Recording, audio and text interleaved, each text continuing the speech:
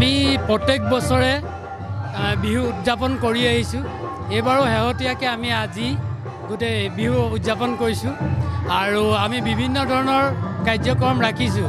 বিশেষকৈ আমি অধিবক্তাবৃন্দই তাৰমানে নিজৰ মাজৰ পৰা গীত মাত গাই ফূৰ্তি ফাৰ্তা কৰে আৰু আমাৰ আমন্ত্ৰিত দুজন শিল্পীও আছে, তেখেতলোকেও আছে আৰু দিনজোৰা ধৰি কাৰ্যসূচী হ'ব। লগতে খোৱা আহাৰ চাহাৰৰ সেইবিলাকৰ ব্যৱস্থা কৰা হৈছে আৰু আপোনালোককো অনুৰোধ কৰিছোঁ আমাৰ ইয়াত আহি যেনে অলপ লঘু আহাৰ চাহাৰ গ্ৰহণ কৰে আৰু বিহু উদযাপনত আপোনালোকেও যাতে আগভাগ লয়। আজি ৰঙালী বিহুৰ আমি উদযাপন কৰিছোঁ ডিব্ৰুগড় বাৰ এছ'চিয়েশ্যনত আৰু আমি সকলো সহযোগী মিলি আমাৰ প্ৰেচিডেণ্ট আৰু secretary sir, secretary administration Wahidur Rahman, মই চুইটি লেখাৰু, আমি ইয়াতে আজি বিহু উদযাপন কৰিছোঁ আৰু আমাৰ এতিয়া অনুষ্ঠান আৰম্ভ হৈ গ'ল ইতিমধ্যে।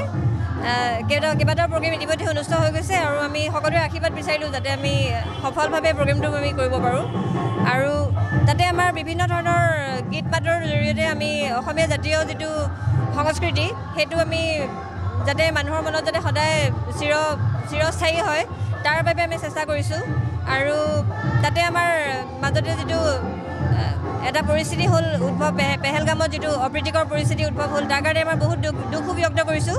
কিন্তু তথাপিও আমি বহাগৰ বিহুটো নেপাতি কেনেকৈ থাকোঁ তেনেকুৱা কথা এটা আছে, গতিকে আমি কৰ্মব্যস্ততাৰ মাজতে আমি তেনেকৈ উদযাপন কৰিবলৈ লৈছোঁ আৰু আমি ফলপ্ৰসূ হ'ম বুলি মোৰ মনত বিশ্বাস আৰু আপোনালোকলৈ ধন্যবাদ জনালোঁ। অতিকৈ চেনেহৰ বহাগৰ বিহু